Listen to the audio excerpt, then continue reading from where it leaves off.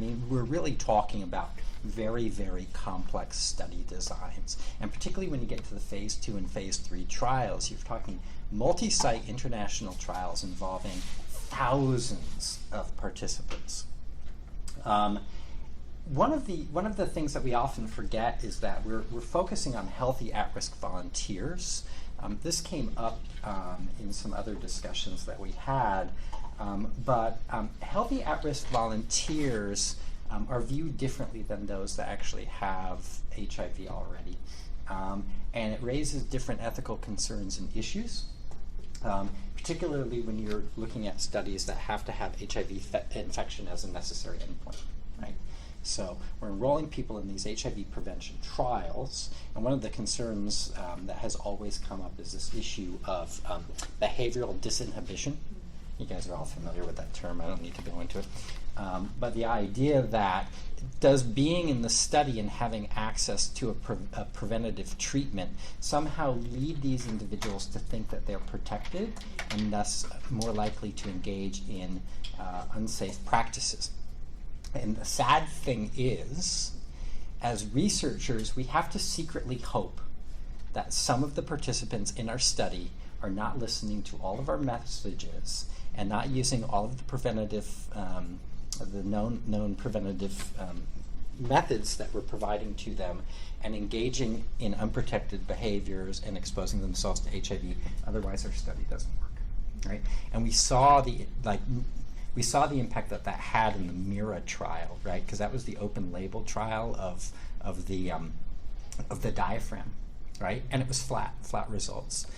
Control arm and experimental arm were exactly the same.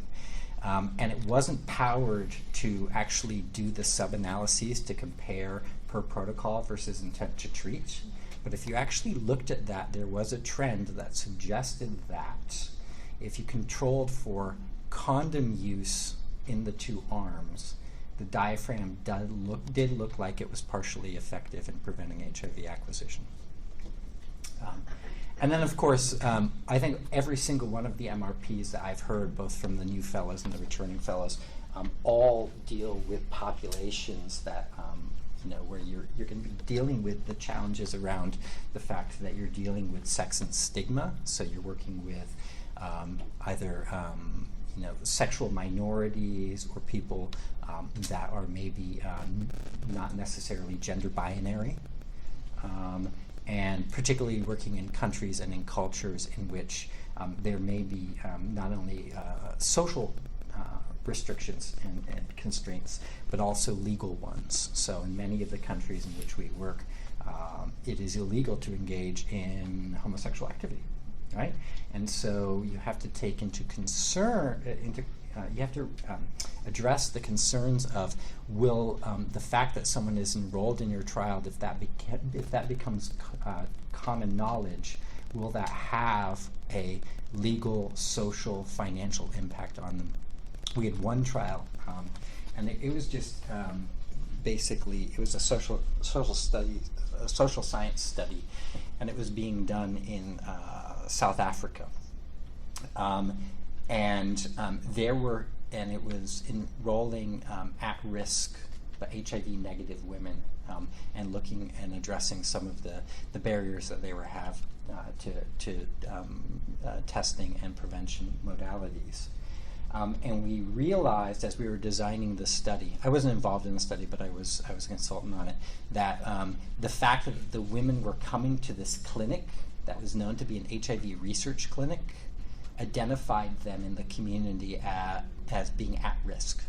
And then people began to question why they were at risk, right? Even though in that community the incidence rate was extremely high. And so we actually had to raise the money to turn the clinic not into a research clinic, but just into a general wellness and particularly a child wellness clinic. That women in the entire community could come to. And so the women enrolled in the study could come to the clinic as if they were just going for a regular clinical visit, but engage in the actual research activities without us revealing their participation. And then, of course, we've got issues of gender and power, which we've touched upon.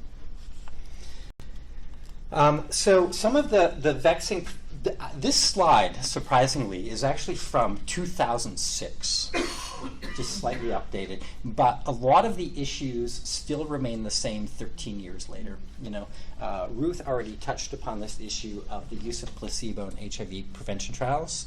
You know, and now I mean, we can go through Benji Friedman's, you know, ideas and sort of the corollaries for when it's acceptable to use a placebo in an HIV prevention trial. Most of our prevention trials now would be what we would call add-on trials. So essentially, we are giving them the entire known effective prevention package, and then we're layering on top. What's interesting, though, is I'm consulting for the HVTN's new vaccine trial. And one of the questions is about PrEP. And so we're actually looking at the question of whether it would be acceptable to do sort of a roll-in to see about PrEP acceptance and uptake, and then enroll into the vaccine trials those individuals for whom PrEP is not a viable option for their own personal reasons and choices, in order to sort of address this problem. Because we are, as you mentioned, we're reaching this point now where methodologically, if you look at the impact of enrolling in the trial and all of the prevention methods, we're starting to reach the point of where it becomes impossible financially and logistically to enroll enough participants in the study in order to actually have the power to see an effect. What should be included in the prevention package? I think Professor Macklin touched upon that nicely. Do we have an obligation to provide access to HIV treatment and care for seroconverters? Okay. Again, our trials are going to have seroconverters because that is a necessary endpoint, right? And some ethicists will make the argument that acquiring HIV occurs despite their participation in the trial, not because of it. So it's not a research-related risk. But if you do have situations of behavioral disinhibition, does that mean that there is a couple cases? And how do you identify those? And so there's always been this question about our obligation to provide access to treatment and care for the seroconverters. And not just the seroconverters in the trial, but because we screen everyone for entry into the trial. I can tell you at one site that we had near Matuba in South Africa for an MDP study about 15 years ago, was it? Must be. It was one of the early microbicides. We were having a 43% screen out rate. These women were HIV positive. And then we had to provide them referrals for treatment and care.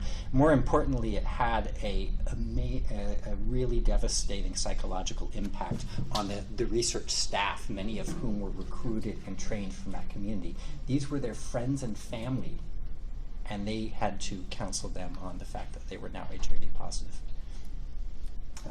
And then finally, what is the obligation to provide new prevention tools to the trial participants once the trial has ended? And I think that this is one. Keep doing that. This is one that I think is a really important one. This issue of post-trial access, and one that we're still struggling with.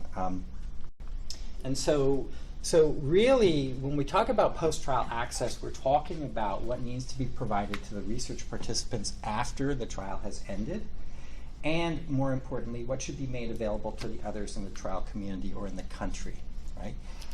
What's interesting and what has come up frequently in community consultations, not only around the HVTN vaccine trial, but also other prevention trials, is this question of post-trial access to what, right?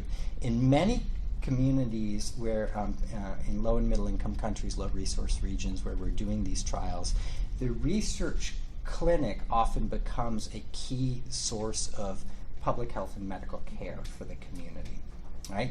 And we've done that on purpose. Sally Benatar and Kathy Shapiro years and years and years ago made the argument that these research trials should look at ways of ratcheting up care within the entire community and provide services beyond just what's necessary for the trial. But then when the trial ends and that the researchers go away, what happens to the people that have become dependent on that care, right? If, as the guidance requires, that we provide access to all state-of-the-art prevention modalities, and we're providing those through our clinic, when the research is over and the clinic, shuts down, or maybe, at least reduces its activities, is there still an obligation to provide access to those other modalities?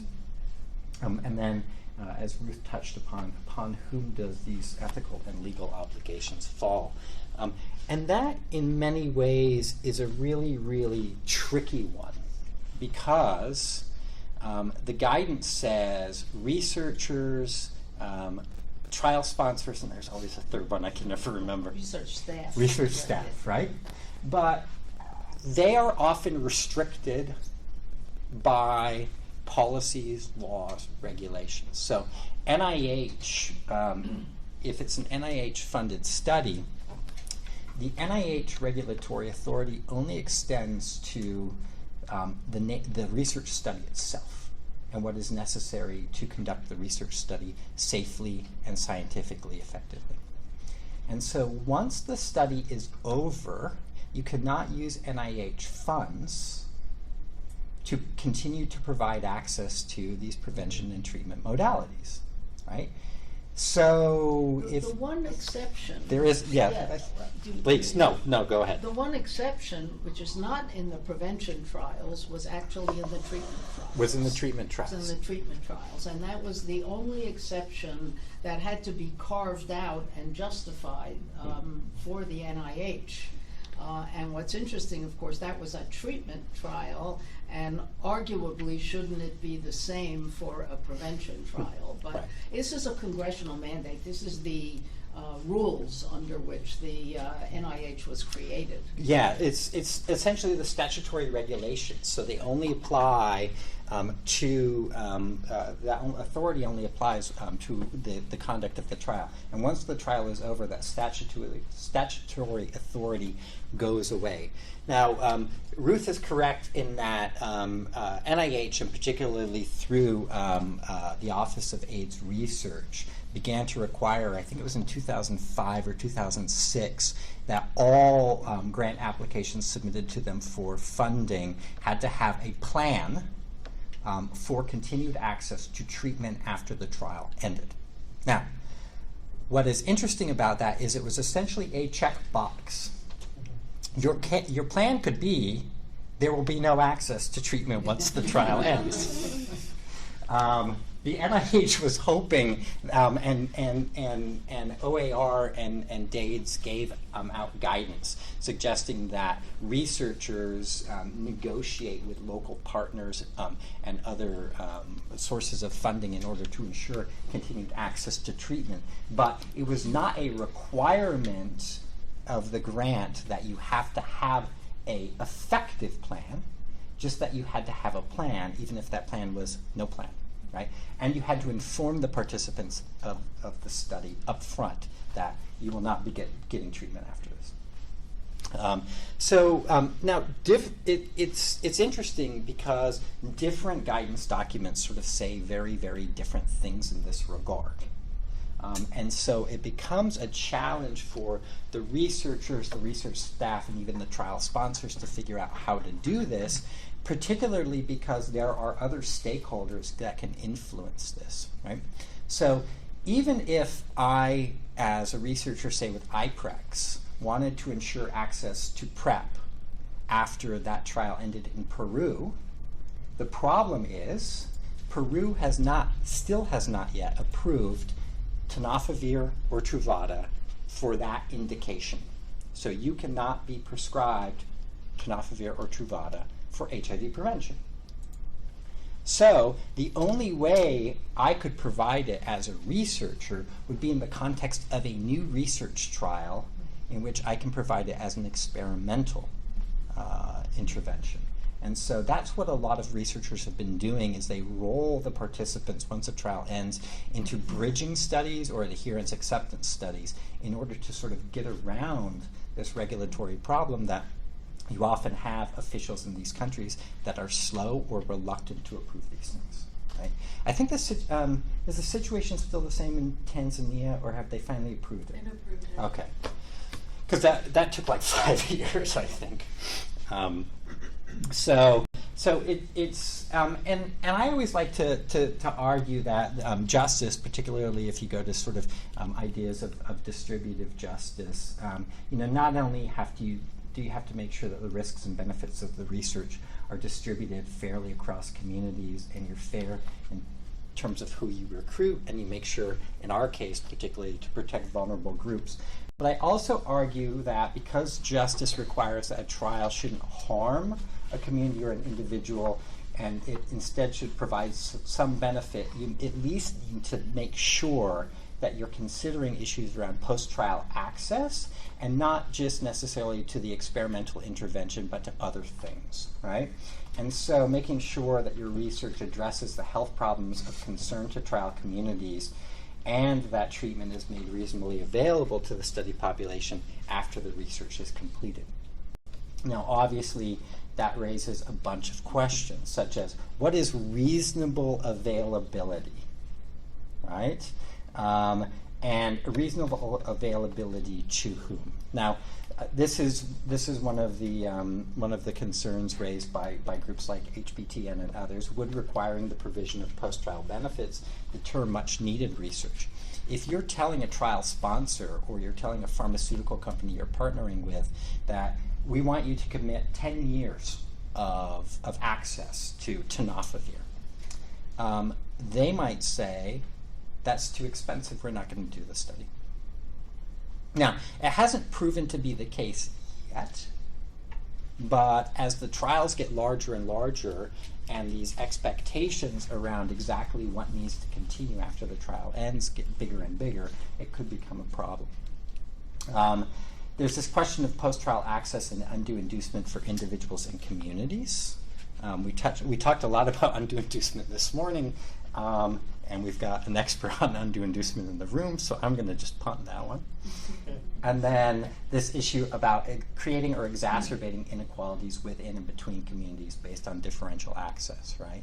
So not only this question of creating these imbalances among the people in the community who enrolled in the trial or not, but let's say you expand access to a prevention modality to everyone in the community. Well, what about that village down the road?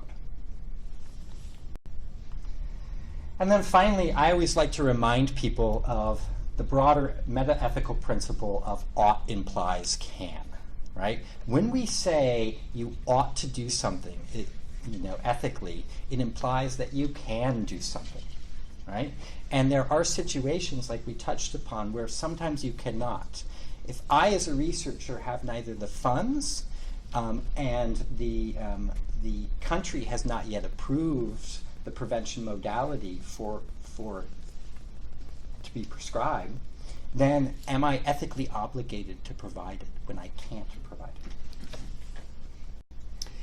And so my suggestion is that we always need to take that into account, and we need to think more broadly about how we can benefit these communities and ensure that they have at least some post-trial continuation. And that includes access to research results, and making sure we often fail to do this. We touched upon this yesterday when we were talking about publication. But we have an ethical obligation to make sure that we return our research results to the individuals that participated, as well as the communities from which participants came, and to do so in ways that are appreciable and contextualized, right? So explaining it to them in ways that they can understand, and also making sure that you take the time to provide that information to them. Too often we make the assumption that, well, we published it in the peer-reviewed literature. Well, guess what? That woman from KwaZulu-Natal who only speaks Kizulu and has 4th grade education does not have access to JAMA, right? And then consider other ways in which we can provide post-trial benefits to the participants in the community, be it via education and training, helping to build and sustain research and clinical capacity, and also providing equipment and other resources that can continue to be used. And so that's all I had, because Ruth and I wanted to make sure we had at least 15, 20 minutes for a good discussion.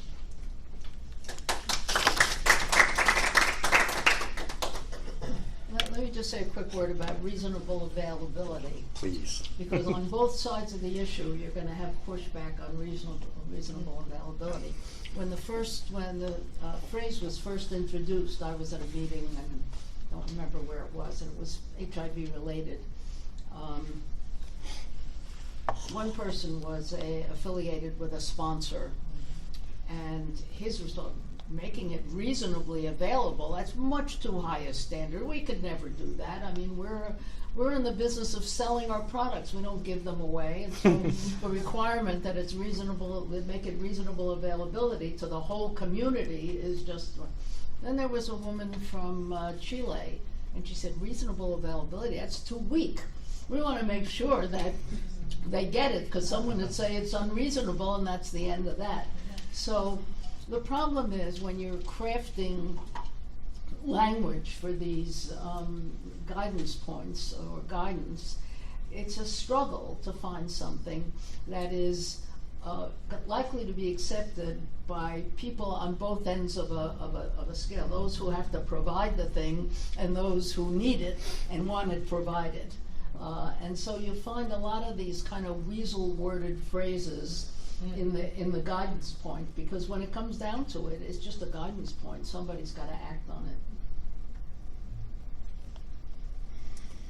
It strikes me that this, more than any other sort of area of ethics, really pushes into researchers being responsible for what society should really be responsible for. So the question of whether people should have access to prevention is not, I mean, the answer is sort of course, and it's not research that should be providing it.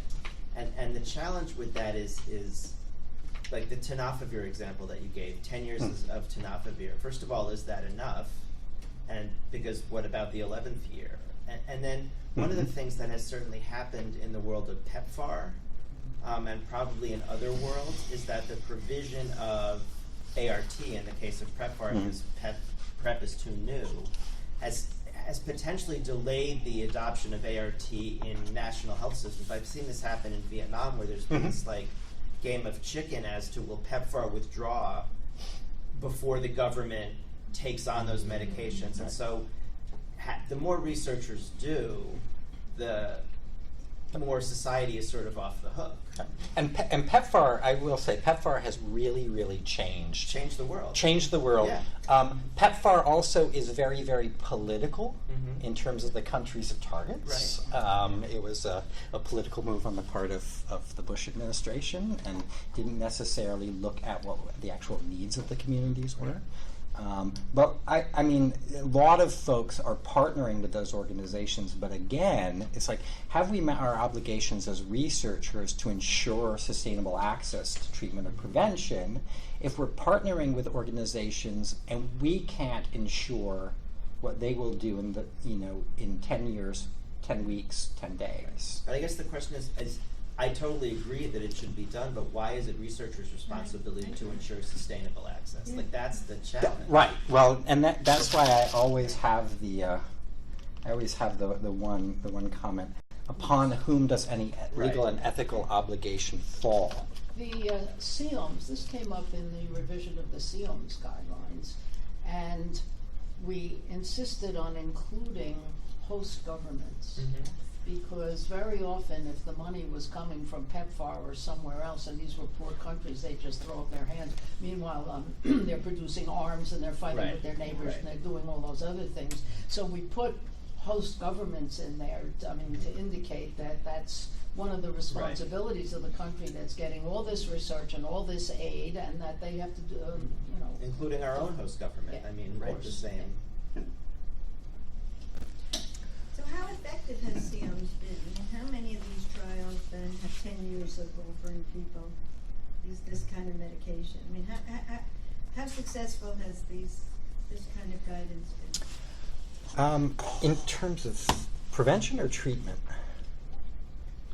Well, either one, but the issue of the research responsibility for post-experimental care, how successful And how effective has these guidelines actually been? First of all, they have to know the guidelines exist. Yeah, that's the first challenge. And there's no teeth in these guidelines. Right. There's no governance, there's no teeth, there's no sanctions. And how would you then even measure? I mean, it's a good question. How would you measure when you see that some countries are doing better than others, whether for whatever reason? How do you know how much to attribute to the guidelines? Unless somebody says, we adhere to these guidelines and we, unlike, for example, the Declaration of Helsinki, that some, which is also a research guidance document, which some countries have put into their legislation, you still don't know. They still not be completely compliant with it. So it would really be hard to get to the bottom of what the impetus is for those countries that have been more successful than others, whether the guidance really matters at all. And although it's not necessarily HIV prevention, but I know of one particular multinational drug company sponsors, they're always on the dark side kind of thing, and they have an ethics board, advisory board, as part of their company structure, and I have 3 friends who sit on that board, 3 colleagues who sit on that board, friends, and they have said that the sponsor is much more committed to post-trial access than the ethics board is. And the ethics board is a board of the sponsor? It's an advisory board, consulting board of the sponsor, paid by the sponsor, brought together regularly by the sponsor, and I know they put them up at the Four Seasons. and yes, and How do I get on those? but this 2 colleagues said to me on their first day at the board, there was a discussion of post-trial access, again, not for HIV, but other disease entities, and the sponsor was sitting there saying, we have to figure out a way to provide post-trial access for this drug and this drug and this drug and this drug, and it's not approved, and all this stuff. And the ethicists were saying, this is an unreasonable expectation. It's aspirational, but it's really, when the rubber hits the road, you can't do this. And so it was an interesting flip of who was arguing which way. But then, not all ethicists speak with one voice. Yeah, that's As true. Of course you know. Yes. And you only have to look at that crowd that Ezekiel Emanuel put together to talk about fair benefits that do not require provision of post-trial access. And there were a lot of really smart people who were misguided, came out with that document on fair benefits. Yeah. So you got a spectrum even among the bioethicists. Of course, but I guess it was a point of saying there Right, in are the same unit, the companies. right, and this was an organization, a group that we would think wouldn't be in favor of post-trial access, the evil sponsors. But one of the differences is, So the guidelines have made a difference. this makes sense to, affected somebody. this makes sense, it seems to me, when research is funded or utilizing pharmaceuticals. Because the company's gonna make money from this research. So the fact that they have to give back to that community, in some sense, that is an ethical obligation because they're benefiting. But for any other type of research that is not tied to being funded by the community or not this donation that they get, then the question is, if in fact this was enforceable, which it's not, would it penalize researchers with less money? Or even the federal government, in terms of experimental drugs that are not going to make money at the moment from actually implementing anything, because the only people who can implement this are the pharmaceutical companies that have a lot of money, or convincing a particular government that they should then buy pharmaceuticals from the particular company. So it's very challenging in the sense that could actually reduce good research from those who are less researchers that are not backed by a corporation that's going to make money from whatever the research does. Right, and you're, again, like as you mentioned with the federal government, I mean, the fact that the NIH statutory authority ends when the research ends really hamstrings the researchers in that regard and requires that they have to think creatively about partnerships with pharmaceutical companies or with other organizations, NGOs, national governments, etc. But that just adds on to the responsibilities of the researchers when they already have 17,000 other obligations. But not only that, it takes money away from new research. Correct. If NIH has to spend money on 10 years of post-experimental trials after the study is over, then other research, that's millions of dollars, that's not going to fund other research for innovative types of treatment. So it's not necessarily, even though ideally, it's not necessarily a panacea across different types of research. And then to me, the other question is, what is the role of research, right? Mm-hmm. Isn't it to inform and try to move public policy? Yes. Rather than, I think that was Lloyd's question, right? Right. In terms of, or are we public policy? Is our responsibility the public policy to do that? So once again, I'm thinking about if the research you were going to study was actually to be implemented.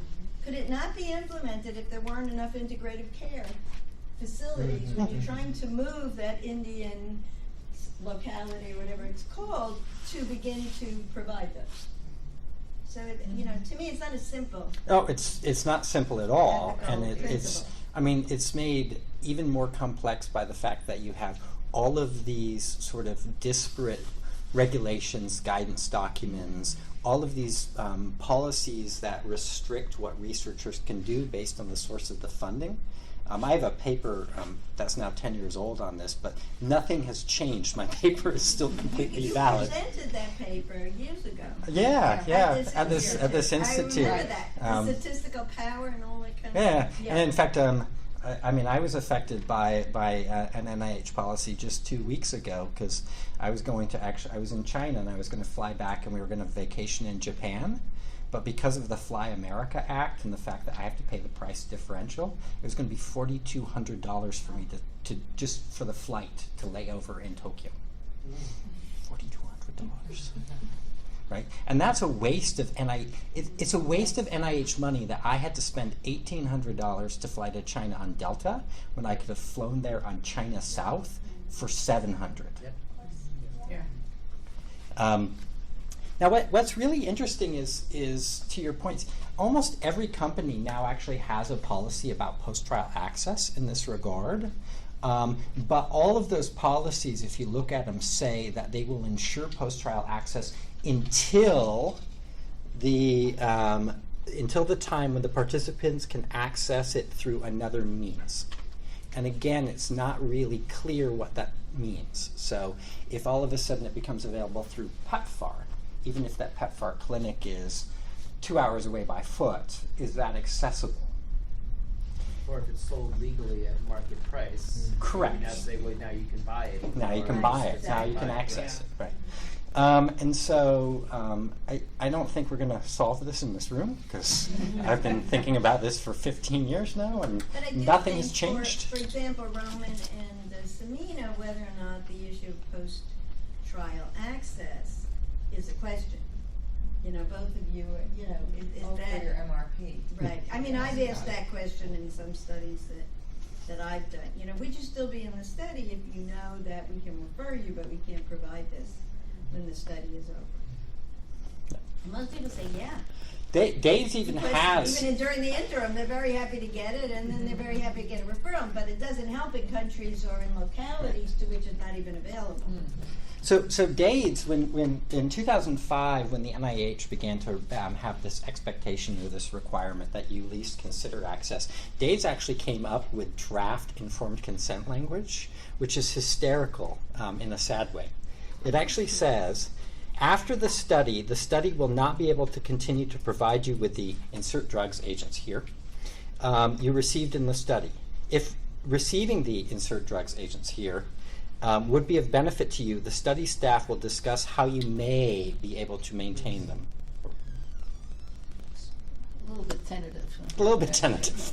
And I think Well- you can also argue it's not the drug company's responsibility. I mean, that's the thing, so Okay. it's easy to say, and certainly there's room in terms of the profitability of drug companies, Right. but it's still a policy level.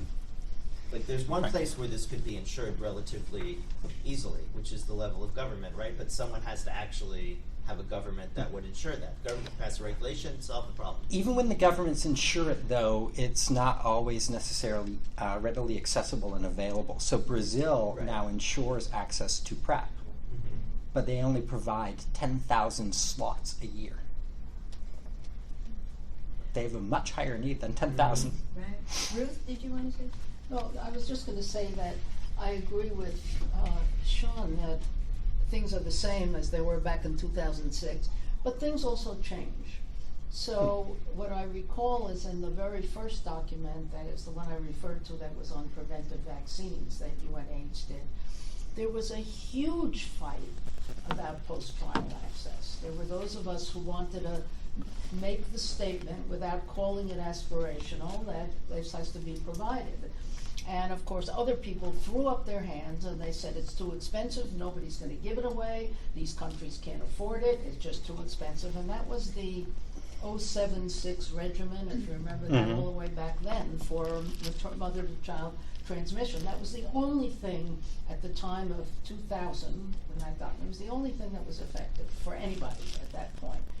Very soon after the document was issued, nevirapine turned out to be more efficacious as a preventer and much, much cheaper.